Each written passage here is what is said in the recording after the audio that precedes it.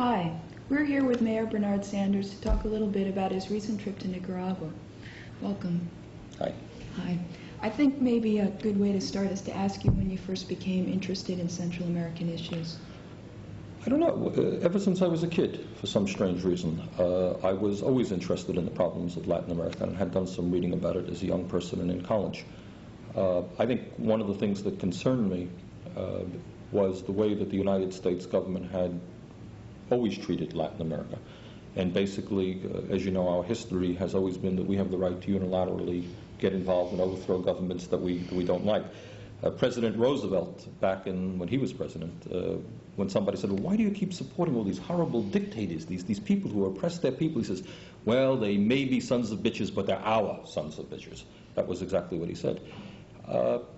And, you know, I think at a certain point, one reaches the conclusion that if one believes in democracy, and that presumably is what our nation is supposed to be about, how can you defend the right that we can go in with the Marines, as we have on many, many occasions, and overthrow any government that we don't like? And then if you think a little bit further about it and you study political science or economics, then you understand that time and time again, these interventions in Latin and Central America have been for the benefit of large corporations, whether it's the United Fruit Company in Guatemala, or the tin companies, or the copper companies in Chile. And you say, gee whiz, should foreign policy be made for the benefit of large corporations who want to exploit the people of Latin and Central America? Is that what America is about? I don't think it is. Well, when you went down there, how did some of your ideas change? You had a picture of what it looked like in your head, and what did you see? Well, like everything else. I mean, I think one knows this as a mayor, it is important to talk to real people and be involved in a real situation. It's one thing to read books or read articles, it's another thing to be there. And when you're there, the whole picture, I mean, you see a lot more than you do when you just read something. You know, people have criticized me. They said, oh, he came back, he knows everything about Nicaragua, he was there for all of 7 days. It's not true. I do not claim to be an expert on Nicaragua. I think I learned something in 7 days. I am not. I've never claimed that I know everything. But I think what I had the opportunity of doing down there is talking to real live people. I was very fortunate in being able to talk to many of the government leaders, there, President Ortega and Ernesto Cardenal and Thomas Borge and so forth. But I also, quite intentionally, went out on the streets. We would go into the poorest neighborhoods of Managua and elsewhere, talk to people. We'd see people sitting on a fence, stop the car, let's talk. How are you? And my Spanish is not great, but I could ask some questions, and I had a translator. So I tried to get a feeling and a flavor of what was going on, and I enjoyed that. Hitting the streets and asking people what they thought is an urban kind of thing to do. I think that you get that from growing up in a city and knowing that that's where the real opinions and the real voice is. Right. What kind of response did you get? I'll tell you what the response that I got. Among poor people and working people, and what one has to understand is that Nicaragua, while not the poorest country by any means in Central or Latin America, is a poor country. They are all very, very poor country. You walk into houses, and they're not houses like we know in Burlington, Vermont, or in the state of Vermont. They are shacks. They are plywood shacks, often with dirt floors. Okay, that's where people live. And you talk to people, and you say basically, how are things now since the revolution in 1979 as opposed to it before? And almost without exception, there were exceptions. I mean, no one should think that the Sandinista government has the support of 100% of the people. They most certainly do not. They had an election where all they got was 62 or 63% of the vote. Okay, that means 35% of the people voted for somebody else.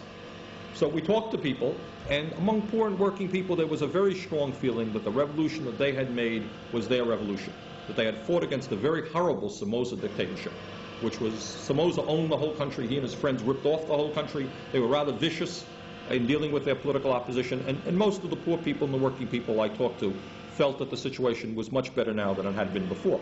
There was, and make no mistake about this, serious concerns about the economic conditions in Nicaragua. People were telling you it just cost us a fortune to get this item and that item. And some of those people are blaming the government. But I think what should be understood is that problem exists all around Central America. It's not in Latin America. I think, I don't want to get into that, I want to talk about the trip, but I think many Americans are not aware of the horrendous conditions existing all around the third world. You see the pictures on television about Ethiopia, all right? Well, that's obviously not happening in Nicaragua. But all over Latin America and Central America, you do have hunger, you have malnutrition, you have disease, very, very serious problems. The third world today is facing the most serious crisis it's faced since the Depression, if not ever. And those problems exist in Nicaragua. What kind of things, you went not only and spoke with the people, but you went to hospitals and schools and different places like that. How would you evaluate the progress that the Sandinistas have made in those areas? Nobody denies. I mean, that you go and you speak to the leaders of the opposition, and they will not deny. How can you deny when you had illiteracy of 50% several years ago, and now it's down to 13 or 14%? No one denies that that's of great importance. No one denies that they are building health clinics. Healthcare in Nicaragua is now free. It is terrible. It is very primitive compared to what we get. You know, it's not the medical center of Vermont there, believe me. But they now have it free. They are doing a lot of preventative health care. Kids were dying there because they had diarrhea and they couldn't resist the diseases that came. They're now effectively treating that. Infant mortality has been greatly reduced. So I think in terms of health care, in terms of education, in terms of land reform, giving for the first time in their lives real land to farmers so that they can have something that they grow, nobody denies that they are making significant progress in those areas. And I think people understand that, and people of Nicaragua, the poor people, respect that. Rich people, needless to say, who used to have the good life there, are not terribly happy. And I think where the confusion is that by the time that Somoza was ready to go out, everybody despised this guy. There was an earthquake, as you know, in Nicaragua. Millions and millions of dollars came in from all around the world to help rebuild Managua, and this guy pocketed the money. It was typical of him. He was a thief and a crook. So by the time he was ready to go, everybody, even the business community who had worked with him for years, despised the guy. But then after he was gone, I think what many members of the Nicaraguan establishment felt, well, we got rid of that guy, now we'll get a nicer guy in there who will also protect the interests of the rich people, but not as viciously or in as ugly a way as Somoza did. Well, the Sandinistas apparently did not agree with that. They really were talking about a transformation of society, giving power to the poor people, to the working people. And that has caused a conflict, needless to say, in Nicaragua, which we're seeing today. Do you find that the people of Nicaragua are relatively sophisticated in their political views? Oh, I mean, when you talk politics in Nicaragua, it is not like talking politics in the United States. You know, people are saying, well, gee, I don't know who I'm going to vote for. I probably won't vote. Or I saw a commercial on television last night. Maybe I'll vote for that, good 30-second commercial. In Nicaragua, what you're talking about is life and death. It is a question of whether their children are going to have any kind of dignity or not. When they tell you, and I would ask these questions, are you frightened about the possibility of a United States invasion? And their response was, we have been through so much. We've had to fight for so long that we don't want a United States invasion. Believe me, they're not macho types saying, hey, we're going to take on the United States Marines. No problem. They do not say that. They understand what they're up against. But I think when President Reagan tells the people of Nicaragua, and he said this many months ago, he says, basically, if you get down on your hands and knees and you cry, uncle. Remember that? This is wonderful diplomatic relationship. This is the way that our government deals with the third world. If you cry, uncle, in other words, if you say that we in America, the United States, are going to be the boss, we'll let you survive. You can't say that to these people. I mean, Ortega himself was in jail for 8 years. Borge was tortured. All of these people fight. Their wives were killed and raped. I mean, these people are not going to get down on their hands and knees to anybody. And I think what I learned, one of the things that I think I learned on my trip, as a socialist, the word socialism does not frighten me, and I think it's probably fair to say that the Nicaraguan government is primarily a socialist government. But what you learn down there is that socialism or anti-capitalism is much less prevalent than nationalism. Basically what they're saying is we've been under the thumb of the Marines. As you know, the Marines installed the Somoza family. We've been under the thumb of the United States for our entire modern history, and we're not going to be under the thumb of anybody anymore.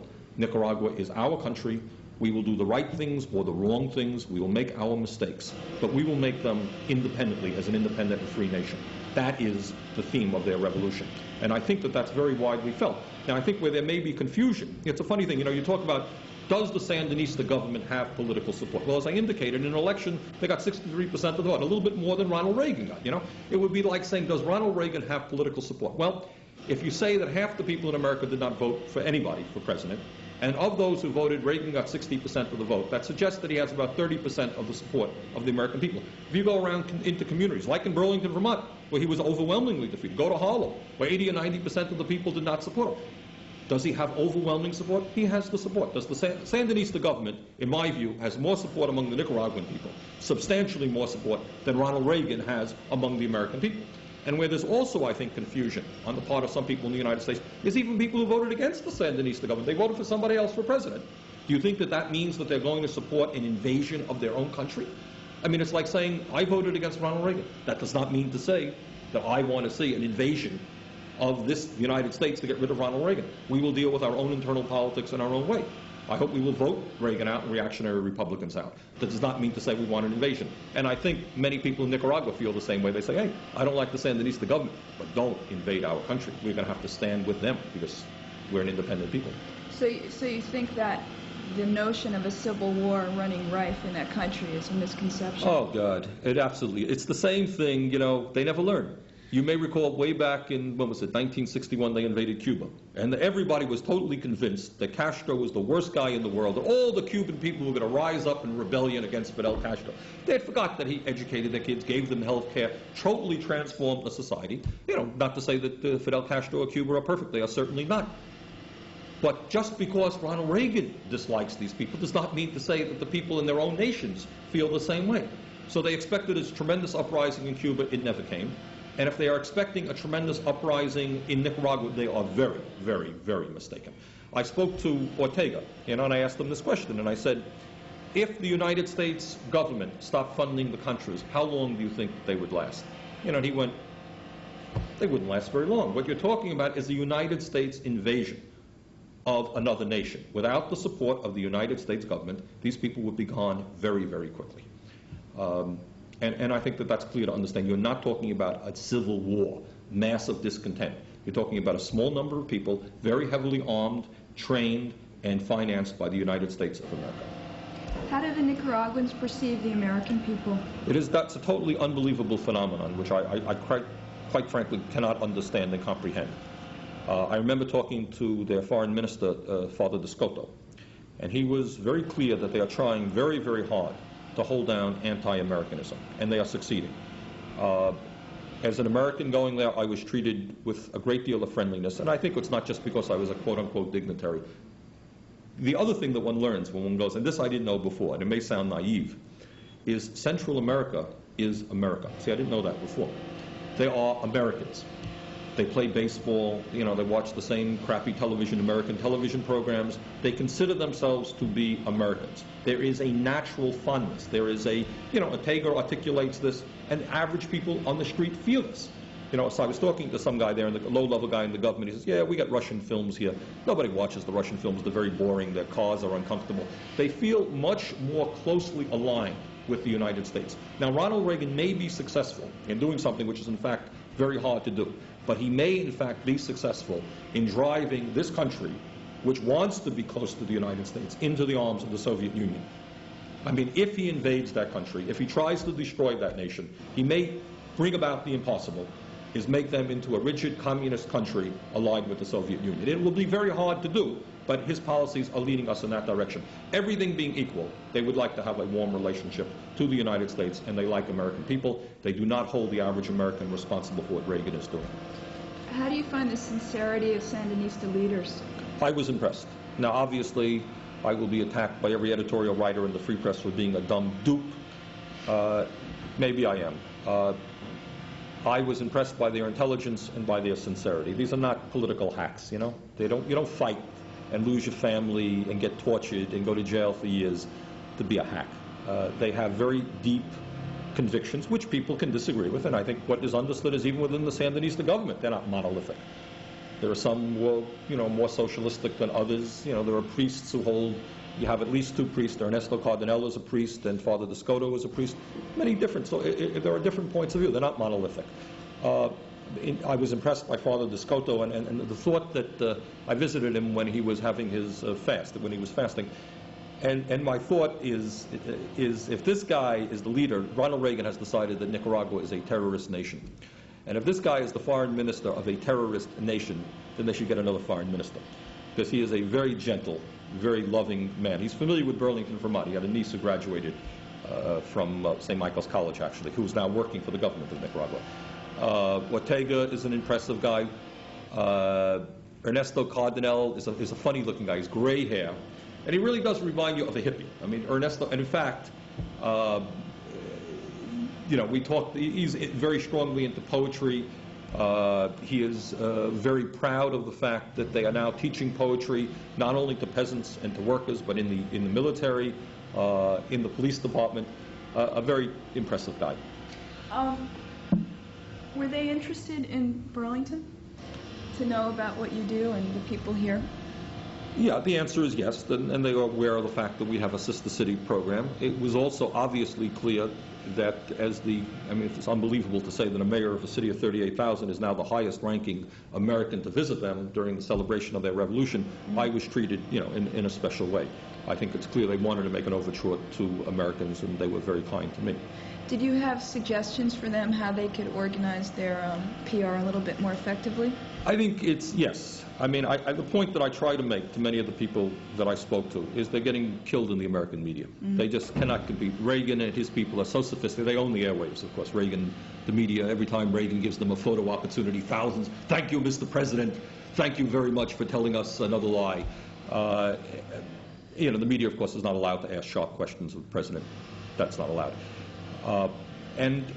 My point to Ortega is they are not getting their message of what they are trying to do out to the American people, and there's just no question about that. And they just don't have that kind of sophistication to understand how to manipulate the media. As the White House has dozens of people who are trained. They are trained and well-paid people who are professional manipulators of the media. They have their contacts in CBS and NBC and ABC. That's what they're paid to do, and they do it very, very well. Ortega is the president of a country of 3 million people. They have probably one television station. They have no sophistication. They have no knowledge as to when you call. They call press conferences that the media can't even use here in the United States because it's the wrong time. There's a whole science around this, which they're not aware of. They have contacts now they've hired a public relations firm in the United States, and they're trying to improve it. But the main point is, I think they have got to very greatly improve their ability to communicate with the average American, and that's what I said to them. The woman who's the head of the Human Rights Commission in Nicaragua, when we went to see her, said, in a way, our work here is much easier than your work in America. You have to convince the people of America that there's a problem. What can you see first as what you would like to do as mayor or can do, and what people, American citizens, can do to help that country? I think the first, American people, many of us, are intellectually lazy, and we really don't have that right. What's going on in Nicaragua and the poverty that exists in Nicaragua is not certainly unusual, given the nature of the third world. I don't know that many people in the United States understand now that 1/4 of the world, the entire world, is facing hunger and starvation. The burning issue around much of the world is not whether it's the new Coke or the old Coke. It really is not. It's whether or not we're going to get any rice or any sustenance at all to keep our children alive. And I think many of us in this country do not understand that. And all that I would ask is that Americans understand. We made a revolution 200 years ago against the British. And believe me, the causes of our revolution, which were just and right, and we're very proud of our revolution, were nickel and dime stuff compared to what's going on in the third world.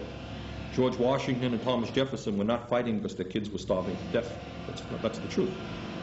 What's going on in Latin America today is a crisis unparalleled in the history of that continent. The economies of many countries are literally collapsing. People bring up the point and they say, gee, look what's going on in Nicaragua. There's inflation, cost of everything is high. It's absolutely true. But look what's going on in Guatemala. In Bolivia, the economy has collapsed. Money is no longer worth anything. It's 15,000% inflation. They can't pay off their debts to the United States banks. The amount of money that the third world and Latin America are getting for their commodities, whether it's coffee or cotton or natural resources, minerals, is not as much compared to what they have to pay for the processed materials, the manufacturing material. Crisis all over the place. And if President Reagan thinks that any time a government comes along, which in its wisdom, rightly or wrongly, is doing the best for its people, he has the right to overthrow that government. You're going to be at war not only with all of Latin America, but with the entire third world. And what you're seeing, of course, the media doesn't portray this terribly much in the United States. What we are doing is not supported by the rest of the world. It's not supported by our, our allies in Western Europe. It is. I mentioned this to Ortega. I said, when you came and you went to the Soviet Union, that's all that the American media were full of. The American media, the American people think that the only allies that you have in the world are Cuba and the Soviet Union. He says, I know, She says, well, when I was on that trip, I also went to Western Europe, met with many leaders of Western countries. We received, I believe, they received $200 million from the Soviet Union in help, $200 million from Western democracies in help. Canada, that great communist totalitarian country to the north of us, 50 miles north of us, has just entered into a very positive trade relationship with Nicaragua. All over Latin America, even when there are disagreements with the Sandinista governments, none of these countries are saying to the United States, come on in and invade these people. No country is saying that in Latin America. So the United States' attitude and its belief that it can overthrow any government that it wants, especially a democratically elected government, nobody around the world. We're getting outvoted in the United Nations. We've got a handful of countries. Maybe probably South Africa is staying with us on this issue. And I think Americans do not understand the degree to which we're being isolated. There is a crisis in the third world. People are fighting to keep their children from starving to death. And frankly, they don't give a damn about what Ronald Reagan feels. They're trying to do the best that they can do. And we're going to be taking on the entire world. We're going to be the enemy of the struggles of poor people. And that's a terrible thing. If we get involved in, and I asked the Nicaraguans this, and their feeling about an invasion from the United States is, we've gone through a whole lot. We overthrew Somoza. We'll endure this too. They don't want it. They don't want it. And if the people in the United States think that you're going to walk in there and just overthrow these people and kick them out, you're mistaken. We are very mistaken. They are very brave people. They're going to fight. And they'll fight in the jungles, and they'll keep fighting. I mean, I'm not saying that the United States, which has 1,000 times the military strength of a little country, 3 million people, the United States can militarily defeat them, no question about it. But it's going to be a never-ending war, and the war will spread. Next will be Guatemala, and then they'll be fighting in Chile, and then they'll be here and there. And we're going to be at war with a whole continent, and it's not a good idea.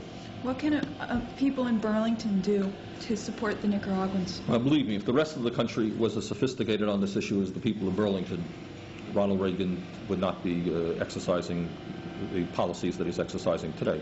I think, first of all, there's got to be an understanding. There has got to be a statement that what is going on is criminal, it's illegal. You cannot be giving money to people to destroy a democratically elected government. I think we have got to stand up. You know what's ironic is you read these polls. There was recently a Washington Post ABC poll, and I forgot exactly what the number is, but well up in the 70s. People saying, we don't believe that we have the right to overthrow the Nicaraguan government.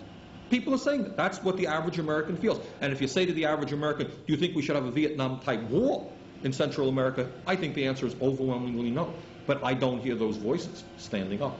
Now and then you have senators like Senator Leahy who has a good position on this, and obviously many people in the Congress.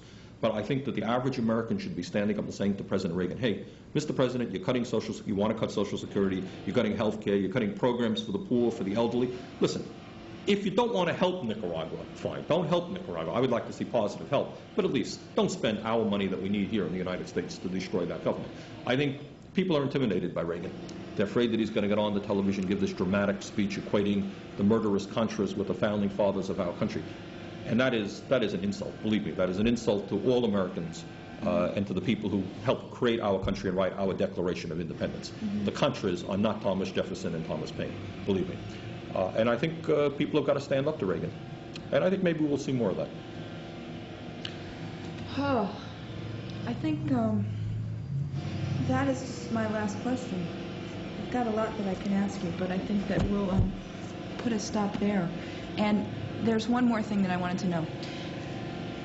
You had an open invitation to the press to talk to you about this. That's correct. How many people have taken you up on that? One reporter did, a writer for the Rutland Herald who was very concerned about the Mosquito Indian situation, who wrote a very negative article on me. She took me up and we chatted for about an hour. No other reporter has come in. The reporters were very upset that I did not allow on this very complicated issue of Nicaragua, where you can talk for many, many hours. We haven't touched the surface, so we've been chatting for 15 minutes. But I was not willing to deal with all kinds of questions. But I said, please, anyone who has further questions, I'd be happy to sit down at length. One reporter came in. Very good. Thank you very much. Thank you. This has been CCTV with the mayor.